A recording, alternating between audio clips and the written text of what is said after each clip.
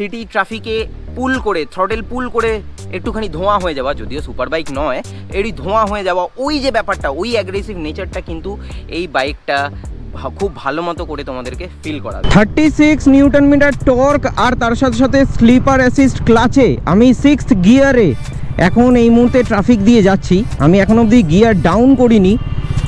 ইঞ্জিনে কিন্তু কোনো রকম নকিং আমি পাচ্ছি না এখনো অবধি। ভীষণই refine engine, Triumph, simply impressive. Slipper clutch is working fantastic, তার সাথে সাথে braking bite is too good. আমি সাজেস্ট করব অলওয়েজ এই ধরনের বাইকে রেডিয়াল টায়ার লাগাবে বা নাইলো গ্রিপ টায়ার লাগাবে, কোনো রকম অফ রোডার সেকশন টায়ার কিন্তু লাগাবে না, তাতে কিন্তু মাইলেজ ড্রপ করে যাবে। হাইওয়ে ক্রুজিংয়ের জন্য আমি বলবো একদম আইডিয়াল হবে মোটামুটি ধরে নাও 105, 110-এ মোটামুটি একটু স্ট্রেস পড়বে, কিন্তু 98 থেকে 105 যদি অন অ্যান অ্যাভারেজ কারোর ক্রুজিং স্পিড থাকে তাহলে কিন্তু বাইকটা খুব একটা স্ট্রেস ফিল তোমাদেরকে করাবে না। তোমরা যারা যারা বহু দিন ধরে আমার ব্লগস দেখে আসছো, তোমরা সকলেই জানো যে আমার বাবা বাইক বলতে একটাই বোঝে, সেটা হচ্ছে বাঘের বাচ্চা, সেটাও আবার রয়্যাল এনফিল্ডের বুলেট অর ক্লাসিক 350। এবারে এটা শুধুমাত্র আমার বাবার ইমোশন নয়, এটা সমস্ত বুড়ো মানুষের ইমোশন যে বাঘের বাচ্চা মানেই হচ্ছে বুলেট, আর বুলেট মানেই হচ্ছে বুড়ো মানুষের ইমোশন। শুধুমাত্র বুলেট নয়, আমি যখন তোমাদের কাছ থেকে জিজ্ঞাসা করেছি যে আমি যদি বাবাকে বুলেট দেব নাকি ক্লাসিক মডেলের মধ্যে আরও মার্কেটে অনেক অপশনস রয়েছে like Honda CB350, that is also phenomenal bike and phenomenal engine. আমি নিজে ওই বাইকটা চালিয়েছি এবং আমার বাবাও কিন্তু ওই বাইকটা চালিয়ে ভীষণই পরিমাণে অ্যাপ্রিসিয়েট করেছে। সেই ভ্লগও কিন্তু দেওয়া রয়েছে, আই বাটনে দিয়ে দেবো, তোমরা দেখে নিও। আর কেন আমি তোমাদেরকে এই কথাগুলো বলছি তার কারণ হচ্ছে ব্যক্তিগতভাবে CB350 চালিয়ে আমারও ভালো লেগেছে। It is a very good bike, এবং তার সাথে সাথে সো কল্ড বাঘের বাচ্চা মানে বুলেট বলো বা ক্লাসিক 350 বলো, দুটোই কিন্তু চালিয়ে আমার ভীষণই ভালো লেগেছে। একটা জিনিস প্র্যাকটিক্যালি আমার যেটা মনে হয় সেটা হচ্ছে সিটি রাইড এবং উইকেন্ড ট্যুর করার জন্য this bikes are so good, phenomenal, সব দিক থেকে বেস্ট।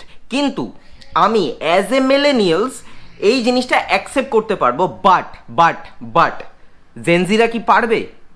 জেনজিরা কি চায়? কি চায় জেনজিরা? জেনজিরা চায় স্টাইল, জেনজিরা চায় ব্র্যান্ড, জেনজিরা চায় পাওয়ার। আর ঠিক এই রকমই একটা বাইক আজকে আমি নিয়ে তোমাদের সামনে চলে এসেছি, আর এই বাইকটার ব্যাপারেই আজকে ডিসকাস করব। আজকে এই বাইকটা নিয়ে আজকে কথা বলবো, none other than Triumph Speed T4। Here it is, এই হচ্ছে ট্রায়াম্ফ স্পিড T4।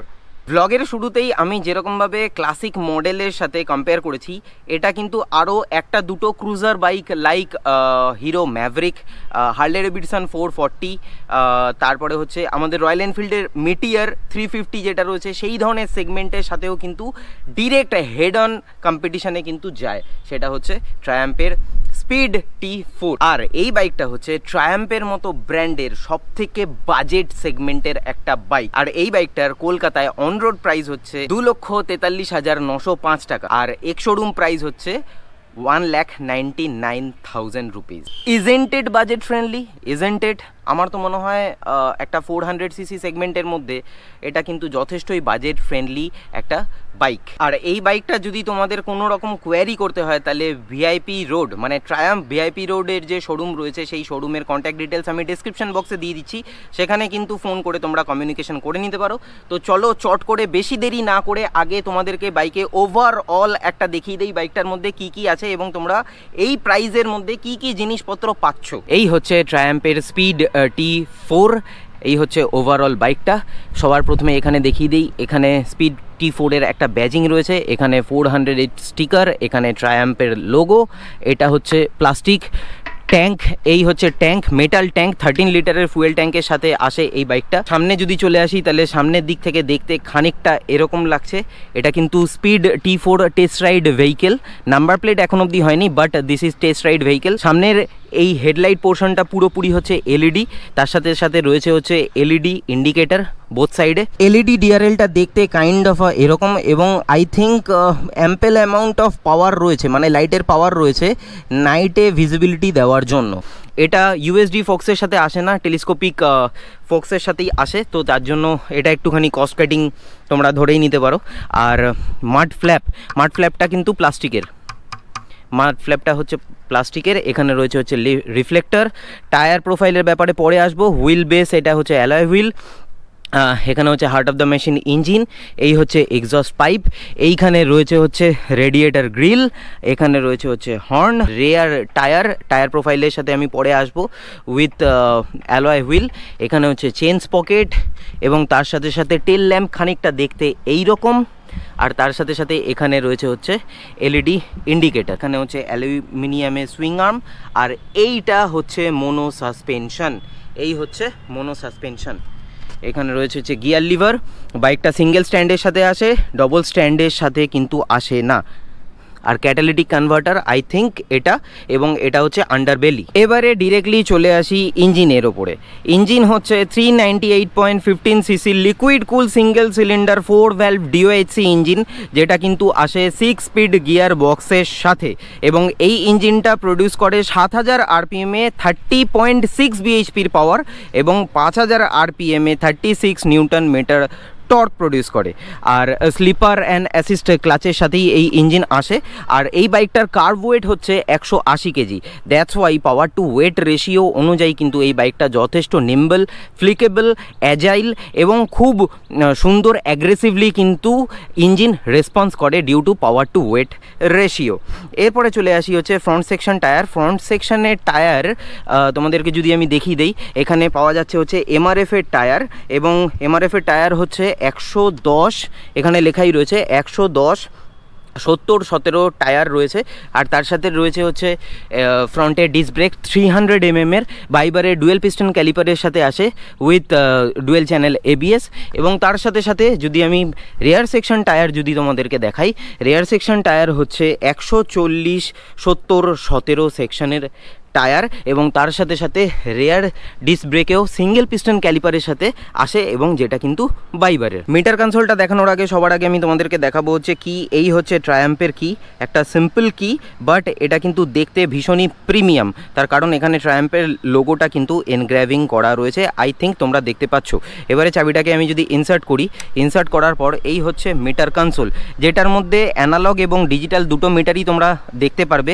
অ্যানালগের মধ্যে স্পিডোমিটার রয়েছে, এখানে পুরোপুরি স্পিডোমিটার দেখা যাবে। এখানে রয়েছে হচ্ছে গিয়ার শিফট ইন্ডিকেটার, এখানে রয়েছে হচ্ছে টাইম, এখানে হচ্ছে ফুয়েল বার, ওডোমিটার, ট্রিপ মিটার, এগুলো সমস্ত কিছু দেখা যাবে। এবং তার সাথে সাথে রয়েছে neutral meter, ABS indicator, engine malfunctioning switch. এবং যদি আমরা আই বাটন, এই হচ্ছে আই বাটন, এই আই বাটন প্রেস করে আমরা কিন্তু ওডোমিটার থেকে ট্রিপ মিটার এই সমস্ত জিনিসপত্রগুলো কিন্তু নোটিস করতে পারবো। এবারে চলে আসি এখানকার সুইচ কোয়ালিটি। এই হচ্ছে আপার ডিপার লাইট, এখানে হচ্ছে পাস লাইট, এই হচ্ছে পাস লাইট, আর এটা হচ্ছে ইন্ডিকেটার, এই হচ্ছে হর্ন, এই হচ্ছে হর্ন, আর এখানে হচ্ছে ইঞ্জিন কিল সুইচ, এখানে হচ্ছে হ্যাজার্ড বাটন। এই হ্যাজার্ড বাটন অন করলাম, দেখো এখানে আই থিঙ্ক তোমরা দেখতেই পাচ্ছ হ্যাজার্ড কিন্তু অন হয়ে রয়েছে। এই হচ্ছে টোটাল ওভারঅল একটা মিটার কনসোল, এবং ককপিট ভিউতে তোমরা আশা করি দেখেই নিতে পারবে এবং বুঝে নিতে পারবে। একদম basic simple round shape mirror, যেটাতে ভিজিবিলিটি মিনিমালিস্টিক। তার সাথে সাথে যদি আমি তোমাদেরকে টেল ল্যাম্প দেখাই, টেল ল্যাম্পে দেখো পেছনে ব্যাক সিটে ট্রায়াম্পের লোগো রয়েছে, এবং টেল ল্যাম্প এখানে কিন্তু জ্বলে রয়েছে। টেল ল্যাম্পের লাইটটা দেখতে খানিকটা এইরকম। সিট নিয়ে যদি আমি কথা বলি, সিট কিন্তু রাইডার সিট যথেষ্টই কমফোর্টেবল, আর পিলিয়ন সিটও কিন্তু যথেষ্টই কমফোর্টেবল। মানে স্টক সিট যেটা রয়েছে সেটার কুশনিং কিন্তু যথেষ্টই ভালো রয়েছে। আর যেহেতু এরকম একদম ফ্ল্যাট সিট, কাইন্ড অফ একটু হালকা ওয়েভি, যার জন্য কি হয় কমফর্ট জোনটা কিন্তু বেড়েও যায়, আর অল ডে লং মোটামুটি রাইড করা যেতে পারে। এবারে সিট হাইট তোমাদেরকে যদি বলি, তাহলে এই বাইকটার সিট হাইট হচ্ছে 806 mm এর সিট হাইট। তো সেক্ষেত্রে মোটামুটি একদম বেয়ার মিনিমাম যারা 5'5" যাদের হাইট রয়েছে তারা কিন্তু ফ্ল্যাট ফিট করতে পারবে। 5'6", 5'7" অনওয়ার্ড যদি আপওয়ার্ড যদি কারোর হাইট থাকে তারা তো ইজিলি করতে পারবে, কিন্তু বিলো 5'5" যদি কারোর হাইট হয়ে থাকে তাহলে তারা কিন্তু টিপটো করবে নর্মাল শু পরে। আর আমি তাদেরকে সাজেশন দিতে পারি যে একটু হাই হিল যে বুটগুলো হয়, হাই অ্যাঙ্কেলের যে বুটগুলো, সেগুলো একটু হাই হিল হয়, তো ওটা সোলটা মোটা থাকে যেহেতু, যার জন্য ওটা যদি তোমরা পরে রাইড করতে চাও তাহলে কিন্তু প্রপারলি ফ্ল্যাট ফিট কিন্তু করতে পারবে বিলো 5'5" রাইডাররা। আর 5'5" ইজ মানে কোনো অসুবিধা হবে না, আমার যা মনে হচ্ছে 5'5", 5'6" আরামসে ফ্ল্যাট ফিট করতে পারবে। সিটিতে আমি যখন বাইকটা চালাচ্ছিলাম তখন একটা জিনিস আমি নোটিস করেছি, সেই জিনিসটা নোটিস করার আগে আমি তোমাদেরকে দেখিয়ে দিই। এই হচ্ছে রেডিয়েটার গ্রিলের সাইজটা, মানে যেহেতু এটা লিকুইড কুল রয়েছে, গ্রিলের সাইজটা অনেকটা বড়। আর ঠিক আন্ডার বেলি রয়েছে হচ্ছে এখানে কুলেন্ট, এই হচ্ছে কুলেন্ট। তো এটার গ্রাউন্ড ক্লিয়ারেন্স অনুযায়ী যদি কোনো রকমভাবে এখানে কোনো পাথর ছিটকায়, বা এটা হচ্ছে প্লাস্টিক ব্যাশ প্লেট যেটা রয়েছে সেটা হচ্ছে প্লাস্টিকের ব্যাশ প্লেট, তো এই জিনিসটা পাথর যদি ছিটকায়, যদি কোনো রকমভাবে এখান থেকে কুলেন্টটা ড্রেন হয়ে যায় তাহলে কিন্তু একটুখানি প্রবলেমেটিক হয়ে যেতে পারে। তো সেটা আমি বলবো ট্রায়াম্ফের তরফ থেকে এই জিনিসটা একটুখানি দেখে নেওয়া উচিত। সিটিতে যখন আমি চালিয়েছিলাম তখন কিন্তু due to power to weight ratio আমি কিন্তু যথেষ্ট ভালো ফিল করেছি। তার কারণ হচ্ছে বাইকটা খুব অ্যাজাইল, নিম্বল, তার সাথে সাথে অ্যাগ্রেসিভলি কিন্তু বাইকটা রেসপন্স করে, এবং সিটি ট্রাফিকে পুল করে, থ্রটেল পুল করে একটুখানি ধোঁয়া হয়ে যাওয়া, যদিও সুপার বাইক নয়, এরই ধোঁয়া হয়ে যাওয়া, ওই যে ব্যাপারটা, ওই অ্যাগ্রেসিভ নেচারটা কিন্তু এই বাইকটা খুব ভালো মতো করে তোমাদেরকে ফিল করাবে, দেখে নাও। অল রাইট মাই লাভলি ননারিগঞ্স, এই হচ্ছে ট্রায়াম্ফ স্পিড T4। আর আমি এখন এই মুহূর্তে দাঁড়িয়ে রয়েছে হচ্ছে ট্রায়াম্ফের ভিআইপি রোড শোরুমের সামনে, আর এখন আমি বাইকটাকে চালাবো। তো ফার্স্ট ইগনিশন দেব স্ট্যান্ড তুলে, এই হচ্ছে ফার্স্ট ইগনিশন দিলাম, first gear, and here we go. Okay, first initial impression যদি আমি বলি, torquey engine. First of all torque আমাকে খুব ইমপ্রেস করলো, অ্যান্ড স্মুথ, থার্ড গিয়ারেও ভীষণই স্মুথ একটা ইঞ্জিন। ওকে, আর এখানে স্পিডোমিটারটা অফ রয়েছে, তো স্পিডোমিটারে এখন এই মুহূর্তে আমি দেখাতে পারবো না যে কত স্পিড উঠছে। আর ব্রেকিং বাইট কিন্তু যথেষ্ট ভালো, কারণ আমি ডবল ট্যাপ করেছি, আর সিঙ্গেল ট্যাপ করব। সিঙ্গেল ট্যাপ মানে হচ্ছে সবার প্রথমে পায়ের ব্রেক এঙ্গেজ করব, তাহলে আমি বুঝতে পারবো যে পায়ের ব্রেকিংটা কেমন। তো সামনেই বাম্প রয়েছে, এই আমি পায়ের ব্রেক এঙ্গেজ করলাম, and this is also impressive. এখানে সামান্য একটুখানি সিগন্যাল আমি পেয়েছি, তো এই সময় মানে একদম স্লো স্পিডে আমার একটু হালকা টপ হেভি লাগছে, মানে মাথাটা একটু ভারী লাগছে, বাট সেটা কিন্তু খুব একটা বেশি ফিল হচ্ছে না, কারণ ইঞ্জিনের টর্ক আর পাওয়ারের জন্য সেটা কিন্তু ম্যানেজ হয়ে যাচ্ছে। মানে খুব একটা বেশি আমার মানে টপ হেভি লাগছে না।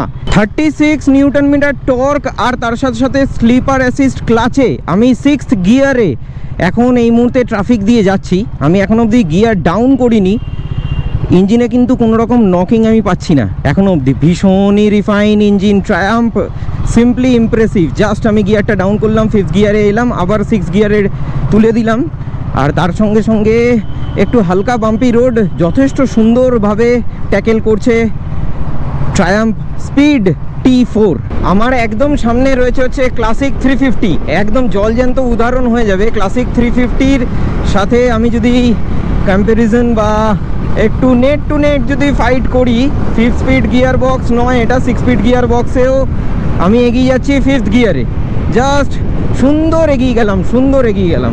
একটা জিনিস আমার যেটা ফিল হচ্ছে, সিটি ট্রাফিকে যখন চালাবে, আমি যেহেতু এখন এই মুহূর্তে সোলো চালাচ্ছি, মানে একা চালাচ্ছি, তো যদি কোনো পিলিয়ন যদি আমার বসতো তাহলে না বাইকটা একটু হালকা সাসপেনশন ট্র্যাভেলটা আরও সুন্দর ফিল করা যেত, মানে আরেকটু বাইকটা দুলতো, আরেকটু ট্র্যাভেল যদি থাকতো তাহলে ওই জিনিসটা আরেকটু প্লেটা থাকলেই আরও সুন্দর ফিলিংসটা পাওয়া যেত।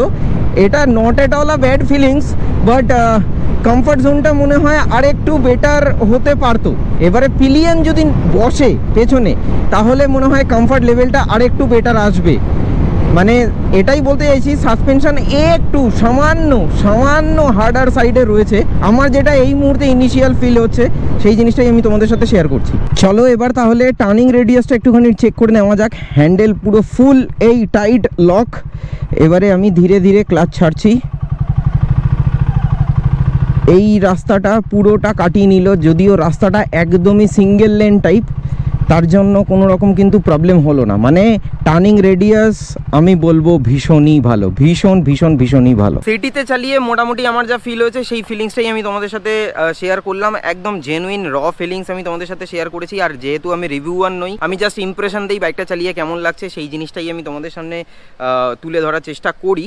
আর যেহেতু এটা টেস্ট রাইড ভেহিকেল, এই দেখো এই লেখাই রয়েছে, আবারও বলে দিচ্ছি, এটা যেহেতু টেস্ট রাইড ভেহিকেল, কাস্টমার এই ভেহিকেলটা পাবে না।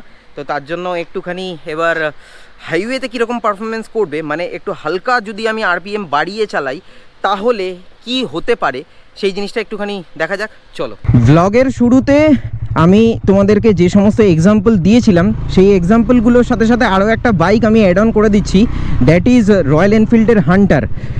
হান্টারের লুকসটাও কিন্তু ইয়াং জেনারেশনকে প্রচণ্ড পরিমাণে অ্যাট্রাক্ট করেছে। আর আই থিঙ্ক ইয়াং জেনারেশন কিন্তু এই বাইকটাকেও যথেষ্ট পরিমাণে ভালোবাসবে। তো সিটি রাইডে মোটামুটি আমি 4000 RPM এর নিচেই ছিলাম, মোটামুটি 4000 RPM এর মধ্যেই ছিলাম। তো এরপরে আমি যাব হচ্ছে 5000 থেকে 6000 RPM এর মধ্যে আমি থাকার চেষ্টা করব, এবং সেই ফিলিংসটাই আমি তোমাদের সাথে শেয়ার করব। ইঞ্জিন স্টার্ট রয়েছে, ফার্স্ট গিয়ারে বাইক রয়েছে। এবারে আমি ফার্স্ট গিয়ারে 4000 RPM, সেকেন্ড গিয়ারেও 4000 RPM এ চেঞ্জ করলাম, ফোর্থ গিয়ারে 4000 RPM চেঞ্জ করব, কিন্তু সামনে চলে এসছে হচ্ছে বাম্প। ফোর্থ গিয়ার অবধি আমার যা ইমপ্রেশন, মানে 4000 RPM এ যেহেতু আমি গিয়ার শিফট করছি, একটা গর্জন কিন্তু বাইকের মধ্যে রয়েছে। আর যদি সেটাকে 4000 RPMটাকে যদি আমি 6000 RPM এ নিয়ে যাই, তাহলে কিন্তু ওই গর্জনটা কিন্তু আরও ভালো মতো করে ফিল করা যাচ্ছে এবং শোনা যাচ্ছে। এবার দেখো ফার্স্ট গিয়ার এই 6000 RPM, সেকেন্ড গিয়ারেও 6000 RPM, থার্ড গিয়ার চেঞ্জ করলাম 6000 RPM, ফোর্থ গিয়ারেই যাচ্ছি আমি। Braking bite is too good, মানে ডাবল ট্যাপ করছি কিন্তু আমি, rear and front double tap করে ব্রেকিং বাইটের কথাটা বললাম। এবারে আবার initial starting, second, third, fourth,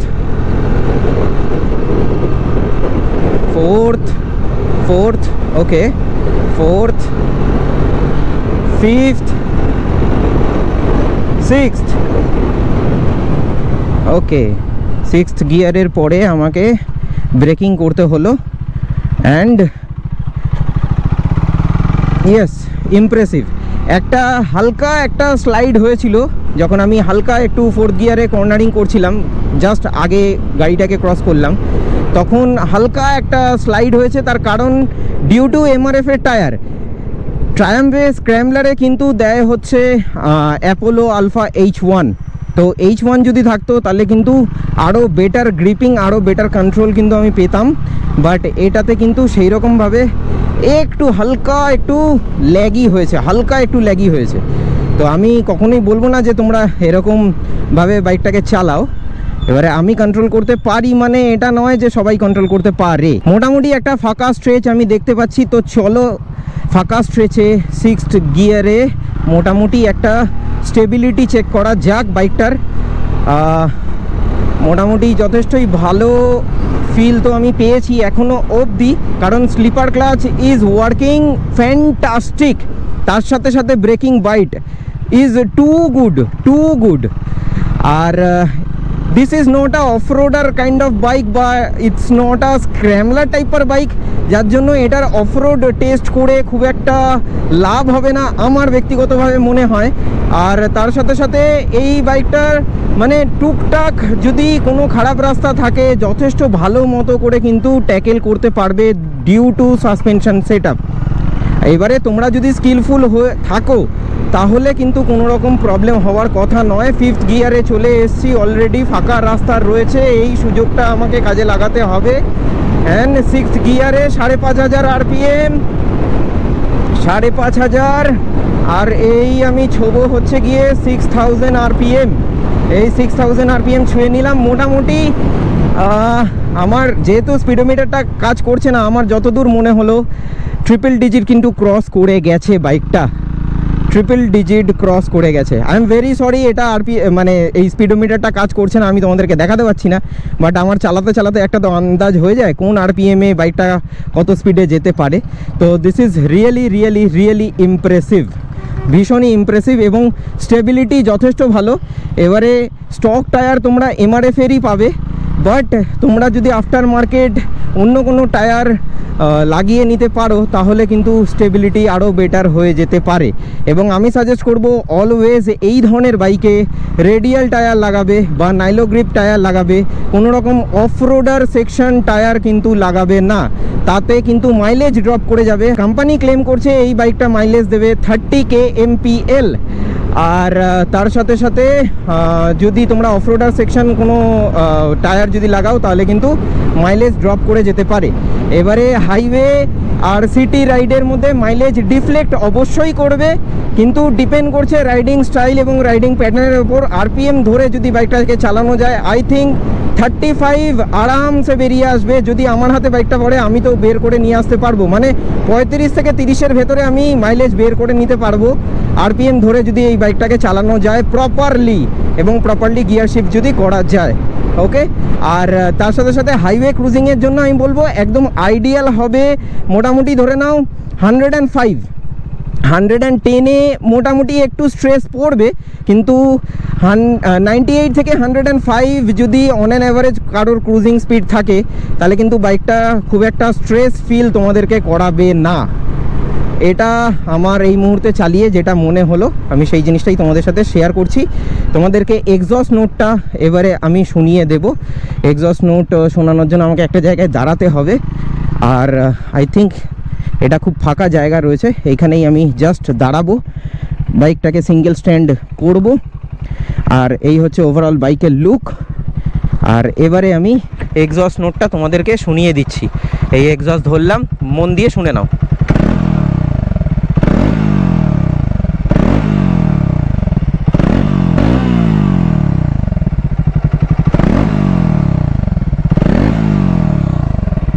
তো মোটামুটি যতটুকুনি পারলাম আমি তোমাদেরকে ইমপ্রেশন দেওয়ার চেষ্টা করলাম। আশা করি তোমাদের একটা সম্যক ধারণা হয়েছে ট্রায়াম্ফের স্পিড T4 সম্বন্ধে। এবারে তোমাদের মনে একটা প্রশ্ন আসতেই পারে যে দাদা স্ক্র্যাম্বলারেরও 400 সিসি আর ট্রায়াম্ফ T4ও কিন্তু 400 সিসির ইঞ্জিন প্রোভাইড করছে, তাহলে ডিফারেন্সটা কি? ডিফারেন্সটা দেখো, 400 সিসির ইঞ্জিন হলেও স্ক্র্যাম কিন্তু মোটামুটি ধরে নাও ওই 40 bhpর কাছাকাছি, মানে 39 কিংবা 40 bhp বা 41 bhpর মতো পাওয়ার প্রডিউস করে, আর টর্ক কিন্তু 36ই রয়েছে। ওয়্যারএজ এটাকে রিটিউন করা হয়েছে ক্র্যাঙ্কশ্যাফট চেঞ্জ করে এবং বোর্ড চেঞ্জ করে। আমি অত ডিটেলে যাচ্ছি না, ডিটেলে ওই রকমভাবে বলতে গেলে তাহলে ভ্লগটা অনেক বড় হয়ে যাবে। সো দ্যাটস ওয়াই বলছি ক্র্যাঙ্কশ্যাফট এবং বোর্ড চেঞ্জ করে ইঞ্জিনটাকে রিটিউন করা যেতে পারে এবং অল্প পাওয়ার কম করা যেতে পারে। তার মানে বিএইচপি এই বাইকটাতে কম রয়েছে, আর স্ক্র্যাম্বলার যেটা রয়েছে ট্রায়াম্ফে সেটাতে বিএইচপি একটু বেশি রয়েছে। তো হাইওয়ে পারফরমেন্স এবং সিটি পারফরমেন্স অনুযায়ী আই থিঙ্ক একটু কম বিএইচপি, আর মোটামুটি ঠিকঠাক যদি স্ট্যান্ডার্ড টর্ক পাওয়া যায় তাহলে বোথ সাইড কিন্তু কেপেবল একটা বাইক হয়ে যায়। আর যদি বিএইচপিটা বেড়ে যায় তাহলে হাইওয়েতে টপ এন্ডে মজাটা বেশি আসে। মানে বিএইচপি বেশি হলে সিটিতেও চালাতে পারবে, সিটিতে একটু হালকা একটু একটা ডিজিনেস একটা ফিল করবে বাইকটা চালাতে চালাতে, যেটা এইটাতে হবে না, কারণ এটার বিএইচপিটা একটুখানি কম রয়েছে। আর স্ক্র্যাম্বলারের ক্ষেত্রে কি হবে, স্ক্র্যাম্বলারের ক্ষেত্রে তোমরা হাইওয়েতে একদম মোটামুটি 110 115 এরকম তোমরা কিন্তু ক্রুজ করে বেরিয়ে যেতে পারবে। তো এনিওয়েজ কেমন লাগলো আজকের এই ব্লগটা সেটা কিন্তু কমেন্ট বক্সে কমেন্ট করে অবশ্যই জানিও। কারা কারা T4 ওন করো তাদের রাইডিং এক্সপিরিয়েন্স যদি কমেন্ট বক্সে কমেন্ট করে জানাও, তাহলে যারা যারা ব্লগটা দেখছে তাদেরও কিন্তু অনেকটাই আইডিয়া হয়ে যাবে আমার কথার সাথে মিল আছে কিনা, বা তাদের রাইডিং এক্সপিরিয়েন্স কি হয়েছে সেই জিনিসটাও কিন্তু নতুন বায়ার যারা রয়েছে তারা কিন্তু জানতে পারবে এবং তাদের কিন্তু অনেকটাই অ্যাডভান্টেজ হবে এই বাইকটা পারচেস করতে। উইথ দ্যাট সেড আজকের ব্লগটা আমি তাহলে এখানেই শেষ করছি। দেখা হচ্ছে আবার পরবর্তী ব্লগে। Till then bye bye, take care, stay tune and keep supporting B Bong. পাশে থেকো, সাথে থেকো, ব্লগে থেকো।